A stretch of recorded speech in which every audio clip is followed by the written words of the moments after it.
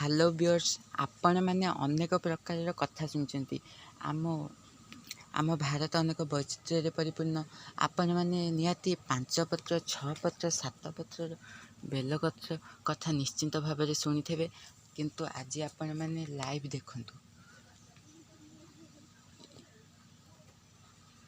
ଏ ଗଛରେ ଦେଖନ୍ତୁ, ଆମେ ଗୋଟେ ରାଜନହର ଅନ୍ତର୍ଗତ ବ୍ରାହ୍ମଣସାହି ଗ୍ରାମ ପଞ୍ଚାୟତର ବହରାଜପୁର ଗୋଟେ ବେଲଗଛକୁ ପାଇଛୁ, ଯାହାକି ଗୋଟିଏ ମାତ୍ର ବେଲଗଛ। ଏଇଟା କୌଣସି ଫେକ୍ ନୁହେଁ, ପୁରାପୁରି ରିଏଲ୍। ଆପଣ ଏହା ଉପରେ 100% ବିଶ୍ୱାସ କରିପାରିବେ। ଆପଣ ଦେଖନ୍ତୁ, ଏ ଗଛରେ ହୋଇଅଛି, ଏଇଟା ଦେଖନ୍ତୁ 7 ପତ୍ରର ବେଲପତ୍ର। ଆପଣମାନେ ଦେଖିପାରୁଥିବେ, 1st, 2nd, 3rd, 5th, 6th, 7th। ଏଟା ଦେଖନ୍ତୁ 4 ପତ୍ରର ବେଲପତ୍ର। ଗୋଟିଏ ଡେମ୍ଫରେ ସବୁ କିଛି ହୋଇଛି, ଆପଣମାନେ ଦେଖିପାରୁଥିବେ। ଆହୁରି ମଧ୍ୟ ଦେଖନ୍ତୁ, ଏଇଟା ହେଉଛି 5 ପତ୍ରର ବେଲପତ୍ର। ଦେଖନ୍ତୁ, ତାହାର ଗୋଟିଏ ମାତ୍ର ଡେମ୍ଫ ଅଛି।